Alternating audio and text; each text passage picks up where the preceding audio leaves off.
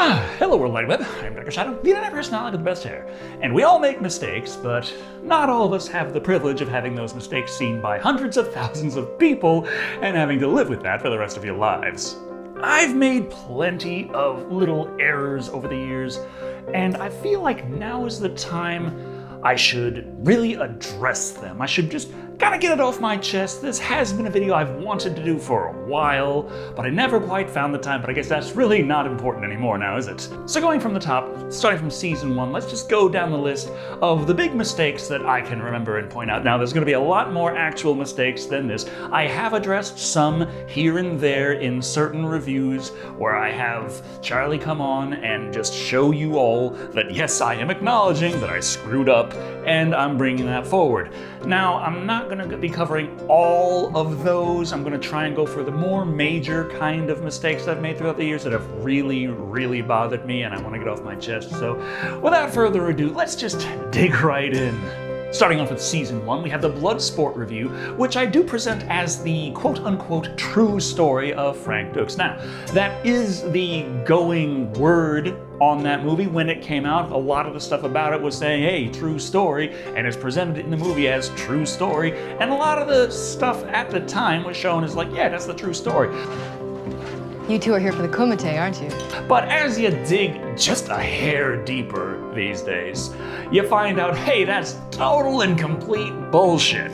There is like next to no chance that this is actually a true story, unless we're working on multiverse theory, where he could have gone to another dimension where half of the things he said he did were even possible to do. So yeah, the idea of Bloodsport being the true story of what Frank Dux really went through, in reality, we can just forget about that entirely.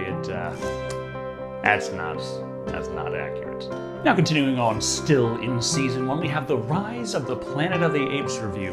And the big thing I had going throughout most of that review was the fact that the movie was only rated G.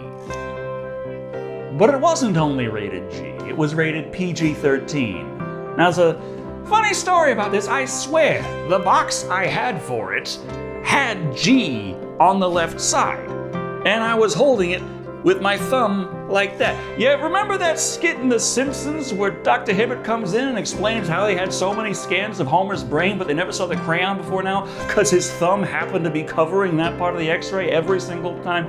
I swear that's what was happening with the box. My thumb was over PG-13. I took one glance, I'm like, yep, good enough, no need to research this any further than this. Let's just go with it, and I write the rest of the script out with that in mind, never bothering to double check or even look at the rest of the back of the box. His character's traits are summed up as such. He's an asshole. Won't happen again. Damn right it won't. Oh, he's going to continue being an asshole. And boy, oh boy, that little mistake bothered me quite a bit. Fortunately, I was able to put a bunch of annotations up on that review, showing the correction, acknowledging it, and then a few years later, YouTube removed all annotations from all videos, so that's not there anymore, so yay. Now for season 2, we have a bit of a different one. This is a review of the music video of Lordi's The Riff from To Beast or Not to Beast. Now, the song, as I said in the review, I absolutely love. The music video for it, though, I had a lot of issues with, and one of the things that I went into in that was comparing it to Lordi's other music videos. And also, as the main girl's binder is covered in Lordi images, and she is listening to this song on her Walkman, the band exists as a band in this video, which makes it really hard to explain how this happens.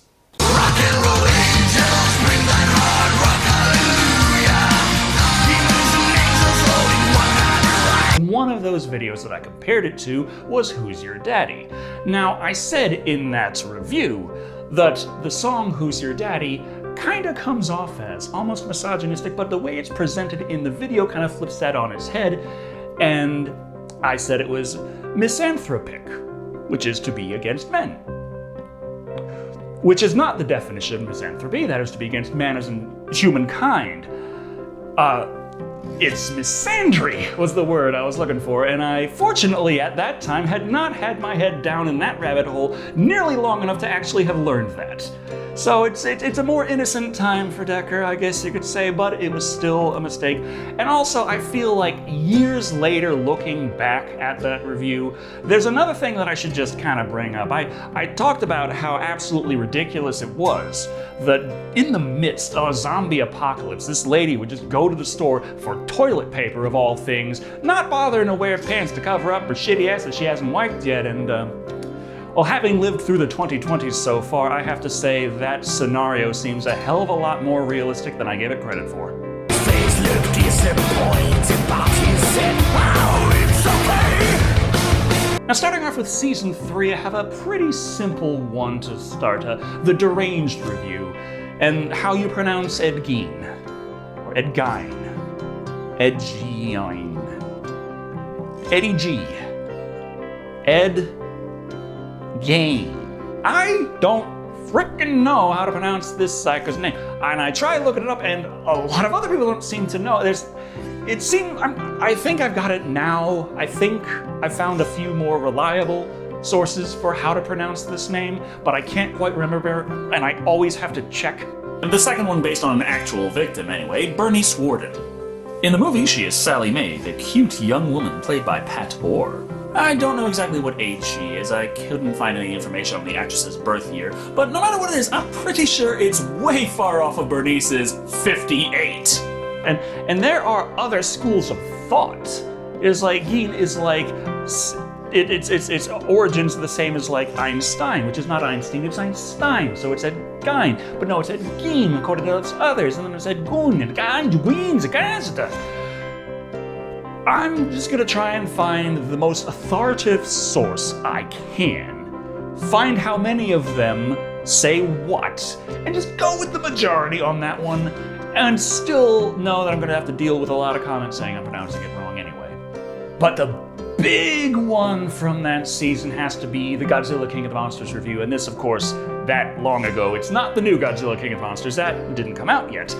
I'm talking about the 1950s original Godzilla film, translated to English with a whole bunch of new footage thrown in to help ease the Americans into understanding it. And there's a good amount of re-editing going on in that review. This is it, George. Steve Martin signing off from Tokyo, Japan. Yes, kill him! Oh yes! Happy ending after all! You do realize the movie started after the scene with him alive. He's clearly alive.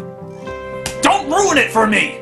And one of the things that I pointed out, because I was going through, watching the movie, writing the script, and then I'm just kind of going on sort of autopilot, and this is the big problem that is a lot of the reason that I screw up so much in so many big ways in a lot of things, which I have been working hard to not do anymore, which fortunately when I was researching this stuff, the last 3 years seem to be kind of clear on this, so yay. But one of the things I had to learn when doing this is do not trust yourself. Whatever you think you know, don't believe your brain is telling you the truth. Memory is very malleable. Trying to remember something, the way the brain works, it also works in the same aspect as creativity, which is why amnesiacs can't really think about the future. It uses the same parts of your brain as memory. It's imagining. You remember, but you imagine it, and that kind of rewires and rewrites it every time you remember something. So if you're relying on something exclusively by memory and you remember it a whole bunch of times, chances are you're not remembering it right. By the end of that, your brain's playing a little game of telephone with yourself. So you really gotta double check, and I wasn't doing that. And I swear I thought I remembered that they edited out that whole final speech with Dr. Serizawa in the American version. They didn't do that. He had his speech. But to make matters worse, this review was actually a crossover with Tim Deanna, of Tim Deanna The reviews, something cinematic. Great guy, you should check him out. I think he's still working on his stuff.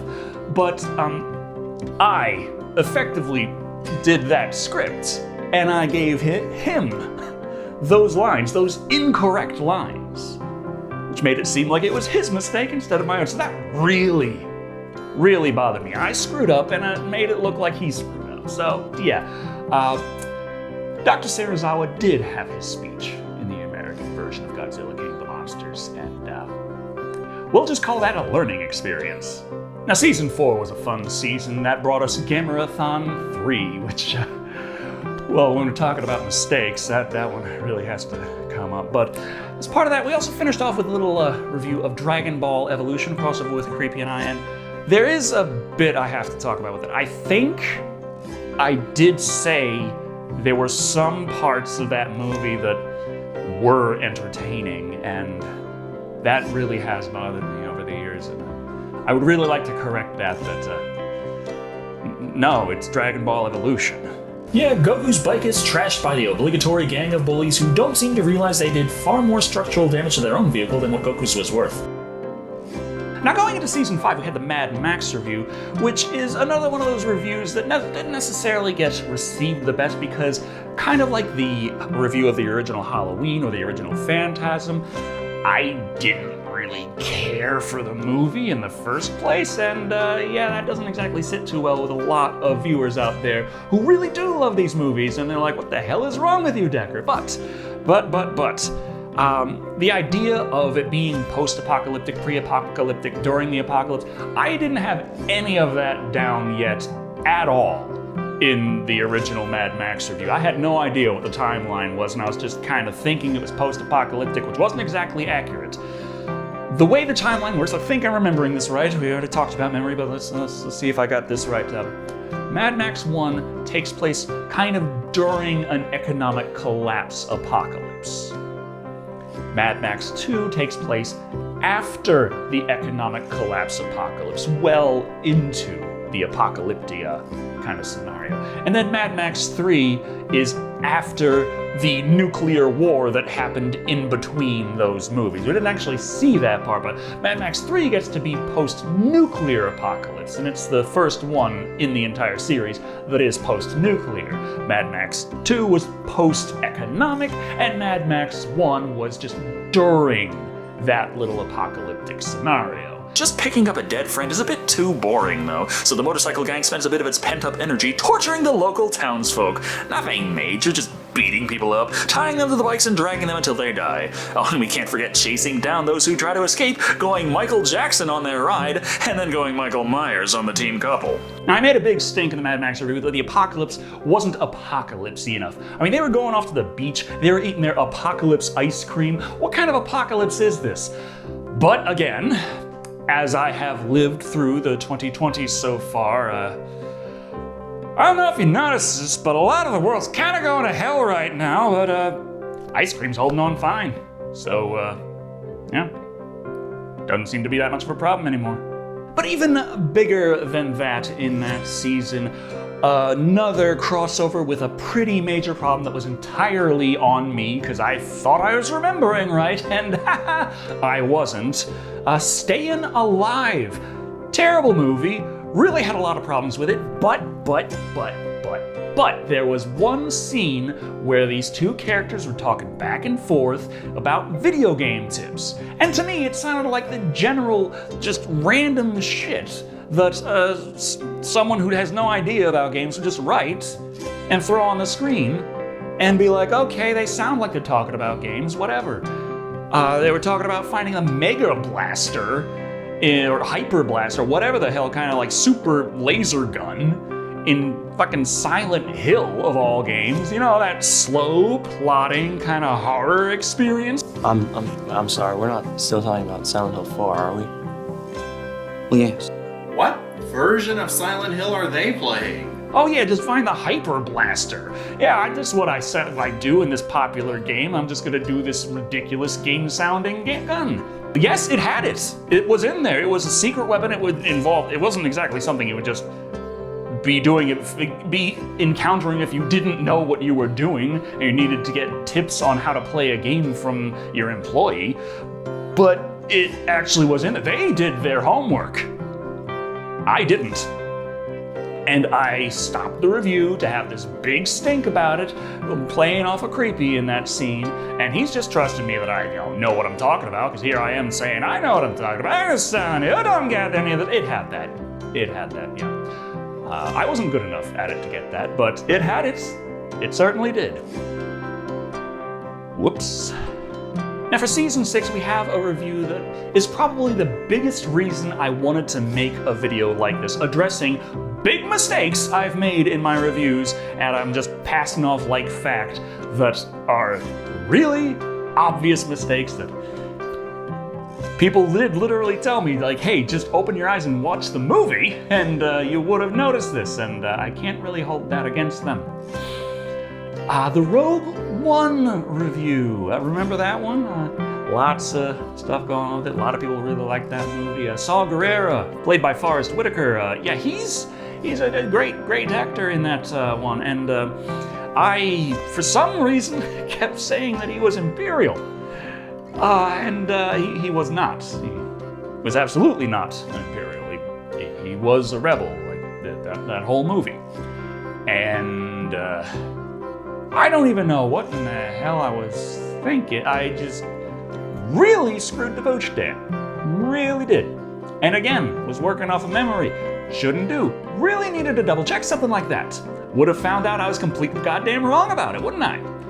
But another reason that bothered me is because when I have mistakes in a review and someone, it's just kind of a general thing, when someone does not like a review I put out for whatever reason, they disagree with my judgment on this, that, or the other, if there is a legitimate problem, like unquestionable, that is something people zero in on. I kind of use as a springboard to say that all this other more subjective stuff that I talked about was also more objectively wrong. And that's kind of the thing, there are a lot of rebuttals to my Rogue One review that do point out the legit problems, like first and foremost, which are there, and yes, I do own up, that is a mistake I made, and I should not have.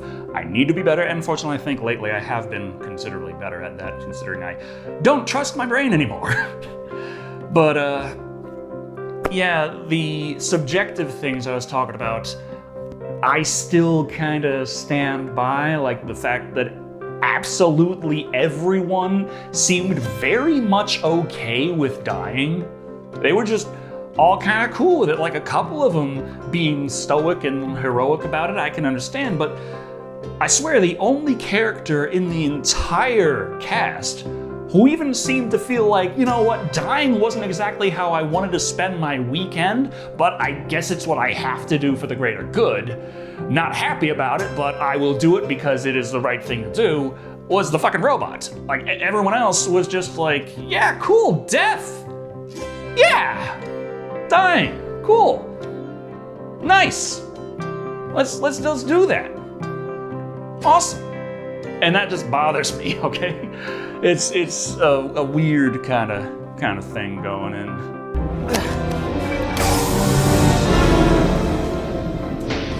Really? Handprint identification, please. Handprint. Thanks again.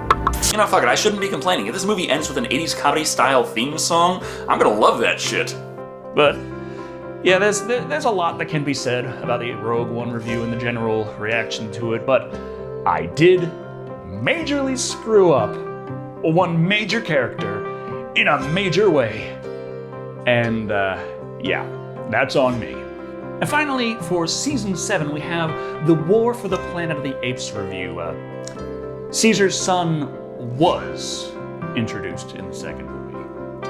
It's right there. Guess what I didn't do? I didn't bother double checking. I thought I remembered right. Oh, that memory. Again and again and again. Always comes to bite me in the ass. Did I mention that Alzheimer's runs on another side of the family? Anyway, yeah, there was that, and I kept referring to Blue Eyes as Bright Eyes, as not bright eyes, it was blue eyes, and two different people that have two different kinds of eyes. Well, two different apes, but eight sentient apes, upright walking, like the... How do you define people here? What do you think my men would have done to your apes if you'd killed me? Well, Caesar could probably just grab some shaving cream, shave his scalp, and take over. I'm gonna have to Google that. Okay, so... Yeah, that's about the... That's about what I have to say about most of the big, major screw-ups I've had over the years, trying to just work off of my memory and fail to spectacularly. There are still some problems, some mistakes in other reviews, but going past season 7, I was looking down, checking, like glancing at all the stuff I did. Now, partially because I didn't do that many of them past season 7 until now.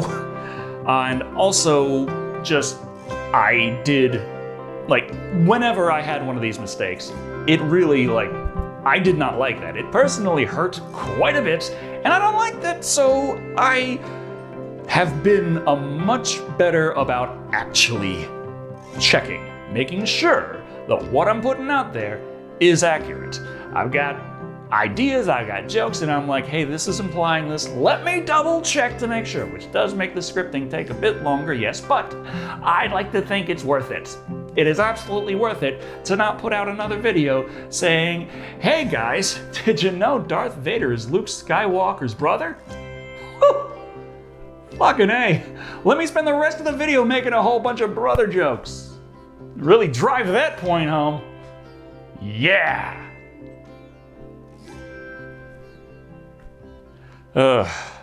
So, that's about what I got for you today. Thank you all for watching. I've been Dr. Shado. And remember, you cannot trust anyone, not even yourself.